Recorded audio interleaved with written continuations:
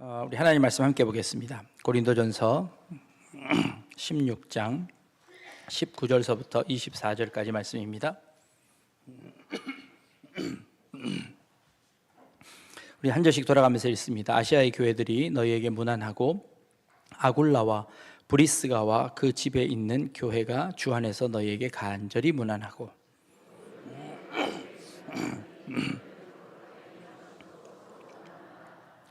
나 바울은 친필로 너희에게 문안하노니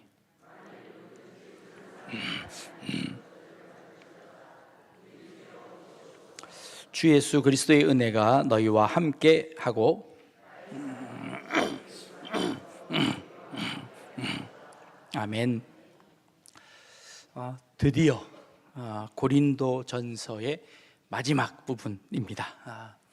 그동안 고생하셨습니다. 네. 네. 오늘이 정확하게 100번째 고린도전서를 보는 날입니다. 의도하지는 않았지만 어떻게 이렇게 잘 맞춰졌습니다. 1년이 52주이니 거의 이제 2년 가까이 이 본문을 보게 되었습니다. 제가 교회에 온 지 햇수로 14년, 만 13년이 되는 주일이기도 합니다.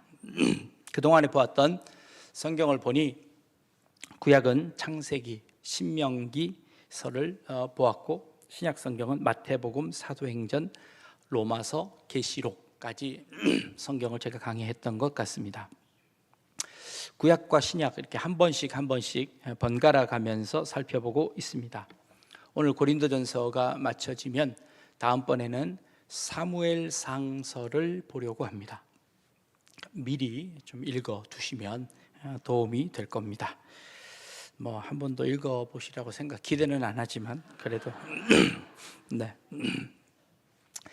고린도전서를 마치면서 옛날 서당에서 책을 한 권 마치면 책거리라는 걸 했습니다.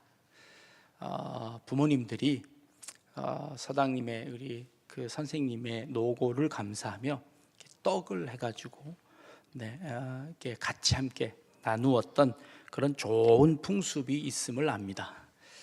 제가 꼭 그걸 바라는 건 아닙니다. 네. 실제로 책을 걸어 놓았다고 합니다. 그러니까 이제 이 책은 다 배운 책입니다 하고 그래서 이제 책거리라고 했다고 합니다.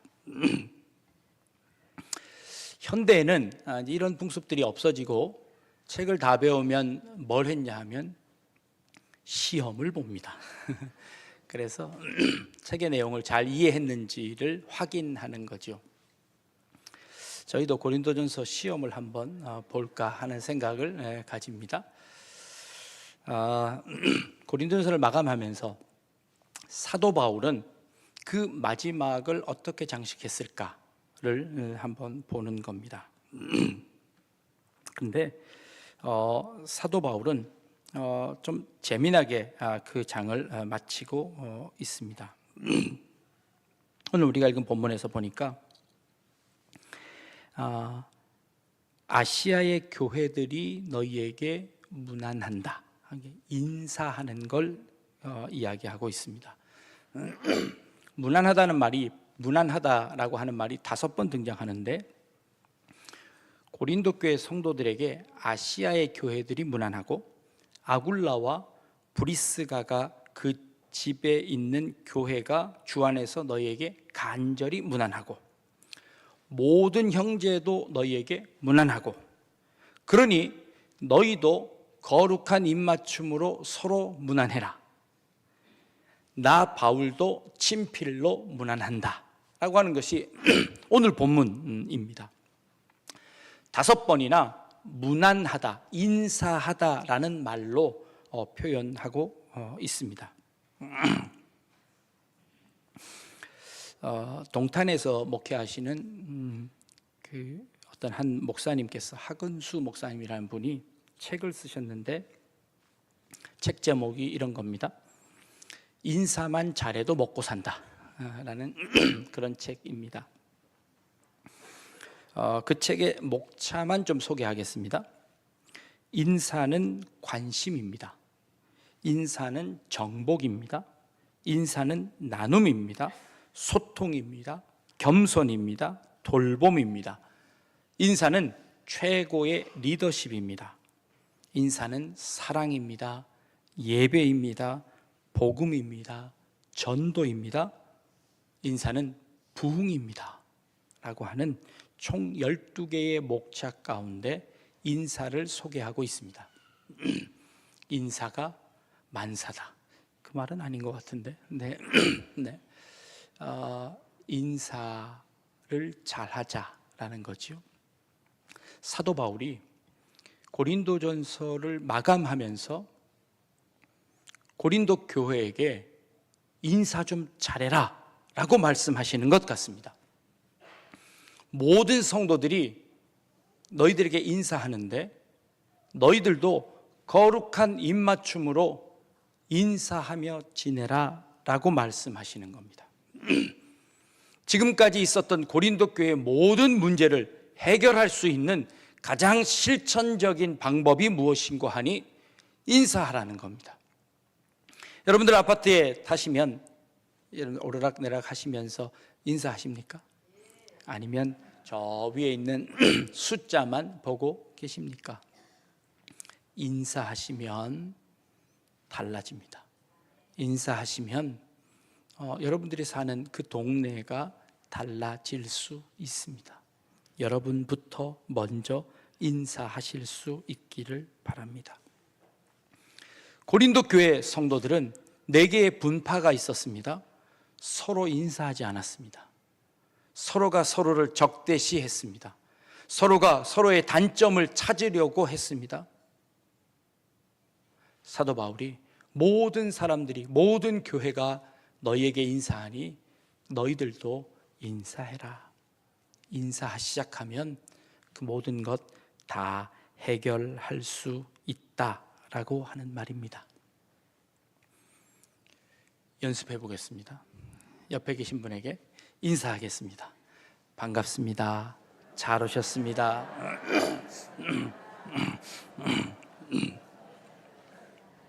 네.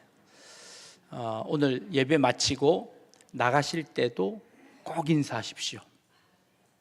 세가족 성경 공부를 마친 2분을 꼭 앞으로 나오게 해서 여러분들에게 인사를 시킵니다. 간혹 공부하신 분들 중에 목사님 제발 그것만 안 하면 안 됩니까? 라고 부탁하시는 분들이 계십니다. 그래도 제가 굳이 나와서 인사하게끔 합니다. 그래서 여러분들에게 인사하면 여러분들이 그 인사를 받아주시지요. 그런데 나갈 때는 인사를 안 하시더라고요. 그분들이 용기를 내서 앞에 나와서 인사했는데 여러분들은 인사를 안 받아주면 어떻게 합니까? 나가실 때 오늘 2분 다 인사하고 가셔야 됩니다. 네. 서로 인사하면 문제가 생기지 않는다는 겁니다. 있던 문제들도 해결될 수 있다고 이야기하는 겁니다. 그래서 사도 바울은 마지막 편지를 마감하면서 서로 인사하라라고 말하고 있습니다. 무난하라라고 하는 이 헬라어 단어는 아스파조마이라는 단어를 쓰는데 몇 가지의 내포된 뜻이 있습니다. 그 첫 번째 뜻은 웰컴이라는 뜻입니다. 웰컴은 환영한다라는 뜻입니다. 모든 사람을 환영한다라는 그런 말입니다. 교회는요, 모든 사람이 올 수 있는 곳입니다. 그리고 모든 사람을 초청하는 곳이고, 그리고 모든 사람들이 환영받아야 하는 곳입니다. 어제 일이 참 많았습니다. 여러 가지 행사들 중에 여러분들이 관심 가지지 않았던 한 행사가 있습니다. 제가 몇 주째 게시판에 포스터를 붙여 놓았습니다. 이음 공동체라는 곳에서 제가 특강을 하게 되었는데 특강 강사로 이제 제가 가서 강의를 하게 되었습니다 하고 광고를 했는데 아무도 물어보는 사람이 없었습니다. 결국 한 사람도 안 오셔서 저만 가서 다른 교인들 앞에서 강의를 하고 왔습니다.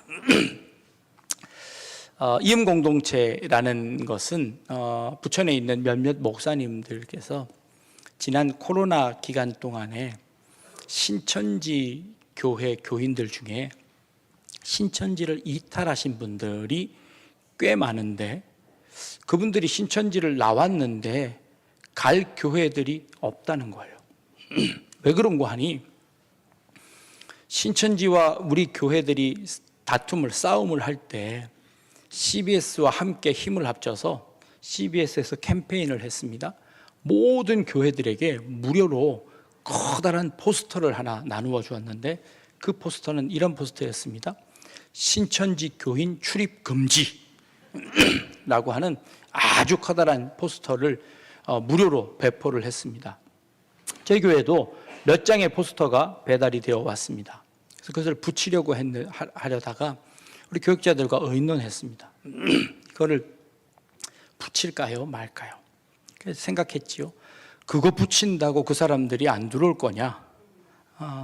그것도 아닐 텐데 교회 앞에 못 들어오는 사람들이 있습니다라고 크게 붙여놓는 것이 교회와 잘 맞지 않는 것 같다. 그러니 우리는 붙이지 맙시다 라고 해서 붙이지 않았습니다.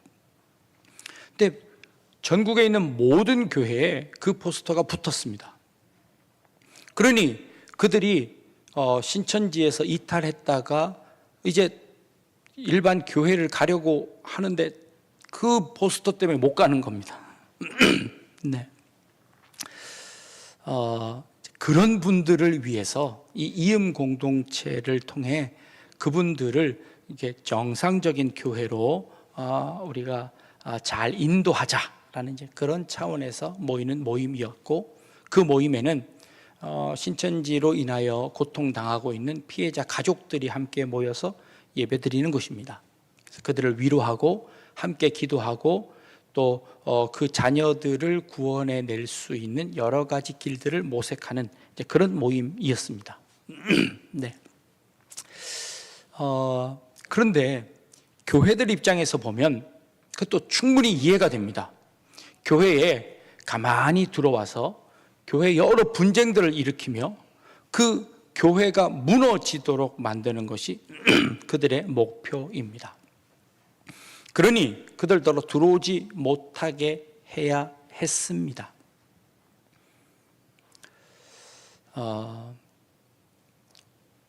그분들을 어떻게 알 수 있을까요? 그분들을 분별하는 방법이 하나 있답니다. 그게 뭔고 하니, 신천지 교인들은 교회 와서 예배 드릴 때 앞에서 장로님들이 기도하실 때요, 기도를 안 하고 그분을 똑바로 쳐다보고 대적을 한다는 거예요. 그래서 교회들이 기도 시간에 카메라로 사진을 찍어서 눈뜬 사람들을 찾아내는 겁니다. 네. 자, 이제부터 예배 시간에 눈 뜨면, 기도 시간에 눈 뜨면 이제 다 이제 신천지로 이제 낙인이 찍히는 겁니다. 조심하셔야 됩니다. 그분들이 들어와서 교회들을 어떻게 무너뜨리는고 했더니 그렇습니다. 그냥 건강한 교회가 무너지지 않습니다. 그 교회의 약점을 찾습니다. 이 교회가 어떤 부분이 제일 취약한가를 찾습니다. 그리고 그곳을 공격합니다. 그건 누구 잘못인가요? 그들 잘못인가요? 아니면 우리 잘못인가요? 네, 우리 잘못이 더 큽니다. 교회 안에 있는 문제를 지적해 주는 거예요. 당신들 교회 이런 문제가 있습니다. 이런 교회는 진짜 교회라고 할 수 없습니다 라고 이야기하는 겁니다. 그들의 말이 틀리지 않습니다. 우리 교회도 그런 분들이 많이 왔다 간 것 같습니다. 어떻게 아냐고요? 아침에 와보면 신천지 전도지가 교회 앞에 꽂혀 있습니다. 그분이 왔다 간 거지요. 그러니 예배 중에 언젠가는 숨어 들어왔었을 겁니다. 근데도 불구하고 지금까지 우리가 아무 문제가 없었던 것은 우리 교회에 문제가 없었을 것이다. 우리 교회가 너무 신학적으로 올바르고 우리 교인들이 사랑이 많아서 문제가 없지 않았을까라고 하는 기대를 해봅니다. 어쨌든 그렇습니다. 교회가 누군가를 들어오지 못하게 막기 시작하면 그걸로 인해서 더 큰 문제가 생기고, 그리고 누군가를 이상한 시선으로 바라보는 그 순간서부터 그 교회의 사랑과 신뢰는 무너질 수밖에 없습니다. 가장 좋은 무기가 뭔고 하니 인사하는 겁니다. 서로가 반갑게 인사하는 겁니다. 웃는 얼굴에 침 못 뱉습니다. 그렇죠? 그런 말이 있지요. 그러니 누가 들어오든 간에, 누가 우리 교회 안을 찾아오든 간에 그분을 반갑게 맞이한다면 오히려 그분의 마음이 녹아져서 우리 교회에 들어올 수 있지 않을까요? 혹 신천지를 이탈하신 분들이 우리 교회에 오지 않을까요? 이만희 교주가 참 건강해요. 90세가 넘었는데도 아직도 안 돌아가시고 정정합니다. 그런데 진짜 얼마 남지 않았습니다. 아마 그 교주의 사후에 어떤 일이 벌어지게 될지는 아무도 모릅니다. 우리 교회가 그런 이음 공동체가 되었으면 좋겠습니다. 누가 오든 환영하며 누가 오든 적응할 수 있도록, 누가 오든지 간에 그들을 끌어안을 수 있는 그런 아름다운 공동체가 될 수 있기를 바랍니다. 또 인사하겠습니다. 자, 옆에 계신 분들에게 신천지인지 아닌지 모르겠지만 자, 환영합니다 하고 다시 한번 인사하겠습니다.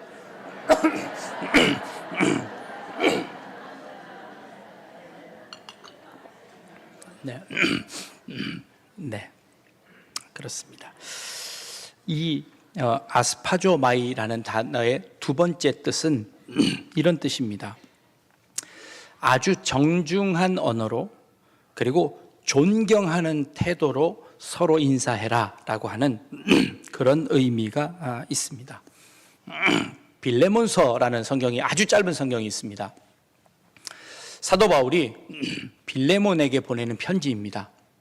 근데 편지의 주 내용은 이런 겁니다.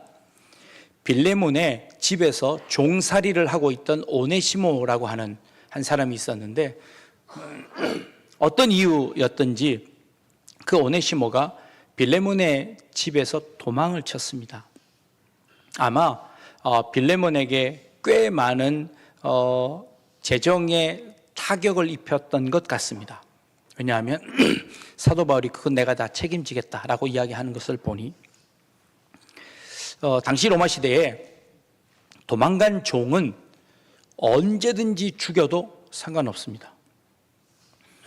그런데 이 오네시모가 사도 바울이 감옥에 갇혔을 때 이 사도 바울을 돕는 일에 최선을 다했습니다. 그가 바울을 통해서 예수 그리스도를 영접했고, 그리고 그의 삶이 바뀌어졌습니다. 그런데 사도 바울이 듣기는 빌레몬이라는 그 주인도 예수를 영접하고 그리스도인이 되었다고 합니다. 사도 바울은 이 오네시모와 함께 계속해서 사역하기를 원했습니다. 그런데 이 도망간 종이라는 그 딱지를 떼지 않으면 그와 함께 사역할 수 없었습니다. 그래서 이 오네시모에게 편지를 한 장 씁니다. 그 편지를 오네시모의 손에 붙여 빌레몬에게 보냅니다. 이 사람을 받아주라는 겁니다. 빌레몬은 자기에게 손해를 입히고 도망간 그 종을 사도 바울의 동역자로 받아들입니다. 그를 정중하게 받아들여서 그의 죄를 용서해 줄 뿐만 아니라 그가 사도 바울의 동역자로 활동할 수 있도록 그를 적극 지지하며 그의 모든 잘못을 용서해 주는 것을 봅니다. 기독교는 이런 힘이 있습니다. 복음에는 이런 능력이 있습니다. 그의 신분과 상관없이 그를 정중하게 대합니다.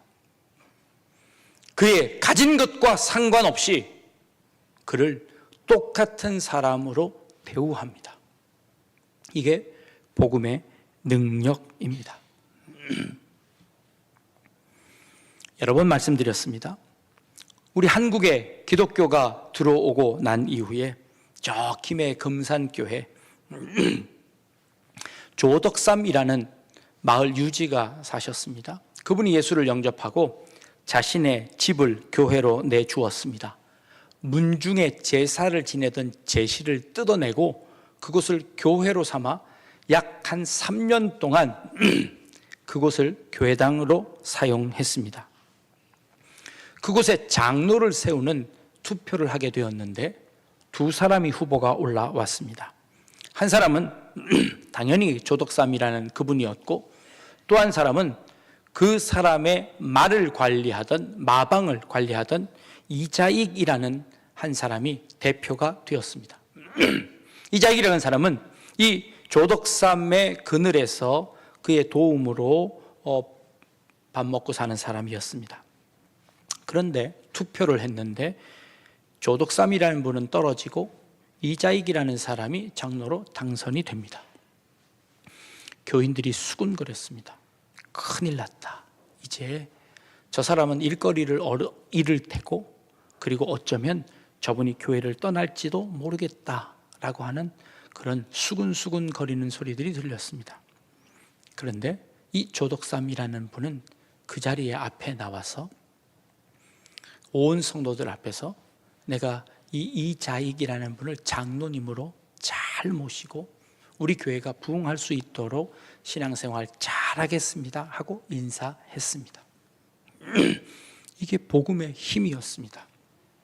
그뿐만 아니라 나중에 이 조덕삼이라는 분은 이 이자익 장로님을 평양신학교로 유학을 보내며 모든 학비를 다 제공하며 그를 신학 공부를 시켰습니다.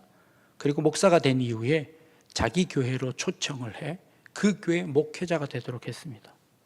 그 이후에 그분은 장로님이 되셨습니다.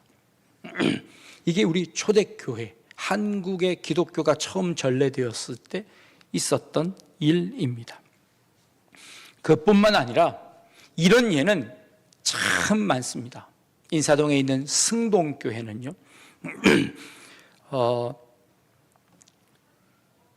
무호 선교사님이 개척한 교회입니다. 그 교회에 주일학교 학생 하나가 왔는데 백정의 아들이었습니다. 근데 그 아들이 울면서 하루는 찾아와 선교사님에게 우리 아버지가 죽게 되었습니다. 우리 아버지 고쳐주세요 라고 하자 이 무호 선교사님이 고종의 주치였던 에비슨을 모시고 가 백정을 치료해 주었습니다. 너무 감사해서, 아니 왕의 주치의가 백정을 치료해 주다니, 그 백정이었던 그 사람은 너무너무 감사해서 자신들 친구들을 다 전도했습니다. 그래서 그 교회가 백정들로 넘쳐나게 됐습니다. 그랬더니 그곳에 함께 신앙생활하던 양반네들이 선교사님을 찾아왔습니다. 우리 양반들이 저 백정들과 함께 예배할 수 없습니다. 그들을 더 이상 못 오게 해 주십시오. 선교사님이 단칼에 거절했습니다. 단칼에 거절했습니다. 복음은 그런 것이 아닙니다. 결국 그 양반들이 나가서 다른 곳에 개척을 했답니다. 몇 년이 지나서 불이 나는 바람에 그 교회가 다시 합치게 되었답니다. 이게 우리 초대교회의 역사입니다. 빈부의 격차, 신분의 격차를 뛰어넘어 서로 인사하는 것이 교회입니다. 우리 교회가 그렇게 인사하는 교회가 되었으면 좋겠습니다. 어느 누구가 오든 어떤 사람이 오든 그것 가리지 않고 그분과 함께 인사할 수 있는 그런 교회, 그런 성도님들 되었으면 좋겠습니다.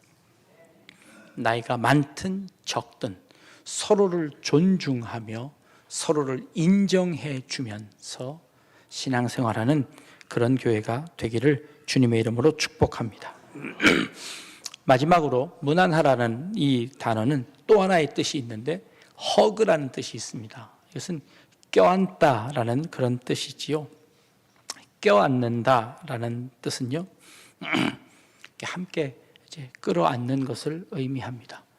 모든 것을 안을 수 있는 넉넉한 팔이 되었으면 좋겠습니다. 그 안에는 이단도, 그 안에는 죄인들도 함께 끌어안을 수 있는 교회여야 합니다. 신천지에 있었든 그렇지 않든 우리 교회에 오면 신앙생활 할 수 있습니다. 그런 교회가 되어야겠습니다. 오늘 오후 2시에 광화문에서 200만 명이 모이는 대단히 집회를 계획하고 있습니다. 이 집회는 총회적으로 참석을 하도록 가결한 허가된 그런 집회입니다. 여러분들에게 부탁드리거나 말씀드리지 않았지만 그럼에도 불구하고 많은 매스컴들을 통해서 여러분들이 이미 아시리라 여겨집니다. 근데 목사님은 어떻게 하실 겁니까? 라고 물어보시는데요. 장로님들과 함께 의논해서 우리는 교회적으로 참석하지는 않기로 했습니다. 그러나 개인적으로 참여하는 것에 저희가 막지 않기로도 했습니다. 이번 이 행사를 통하여서 교회 안에 분열이 생기기 시작했습니다. 그 모임에 참여하는 분들은 참여하지 않는 사람들을 향하여서 이단이라고 손가락질하기 시작했습니다. 교회 안에 또 다른 분열이 일어났습니다. 그러자 참여하지 않는 분들은 또 이렇게 이야기합니다. 언제 교회가 정치 집회가 되었는가? 예배를 어떻게 정치 집회로 드릴 수 있는가? 라고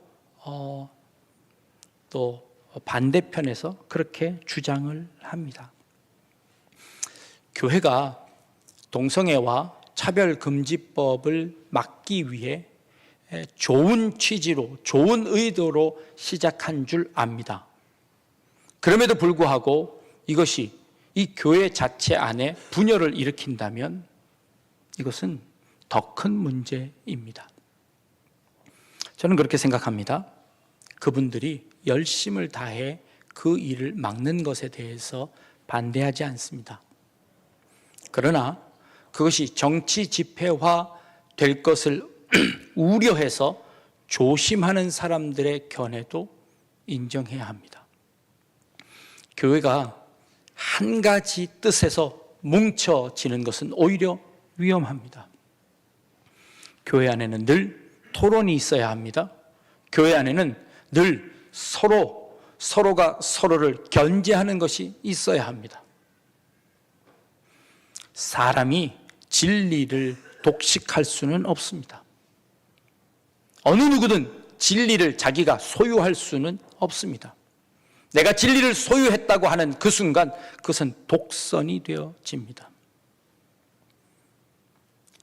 하나의 진리만을 향하여 달려가는 곳은 북한밖에 없습니다. 그 안에 토론이 있고 그 안에 서로가 서로를 이해하는 것이 필요합니다. 다름이 존재합니다. 그 다름을 틀리다고 이야기하는 것은 잘못된 것입니다. 그러기에 우리는 함께 기도합니다. 하나님의 뜻이 이 땅 가운데 펼쳐질 수 있기를 위해서 기도합니다. 그 방법이 어떠한 방법이 되었건 그것이 옳다고 믿는 사람들이 앞장서고 그리고 그 방법이 혹 우려가 되는 사람들은 뒤에서 기도하면 됩니다. 여러 방법들이 공존하는 그런 교회였으면 좋겠습니다. 그래서 그렇게 앞장서는 사람들을 비난하지 마십시오. 그들이 주신 열심과 그들이 주신 사명감으로 그 사명을 감당하고 있습니다. 반면 뒤에서 기도하는 사람들도 있어야 합니다. 그런 차원에서 이 둘 다를 인정해야 하는 것 아닐까 생각합니다. 더 나아가 우리는 그 동성애자들까지도 끌어안아야 하는 책임이 우리에게 있습니다. 그들이 우리 교회 와서 예배드린다고 하면 오지 못하게 막으시겠습니까? 아닙니다. 사랑으로 그들을 끌어안아야 합니다. 하나님의 사랑은 그것보다 더 크다고 우리는 믿습니다. 하나님의 은혜는 그것보다 더 넓다고 우리는 믿습니다. 그러기에 그 사랑과 그 은혜로 끌어안으려고 하는 겁니다. 그럴 만큼의 룸을 만들어 놓아야 하지 않겠습니까? 오늘 우리가 읽은 본문에 우리를 당황하게 하는 본문이 있습니다.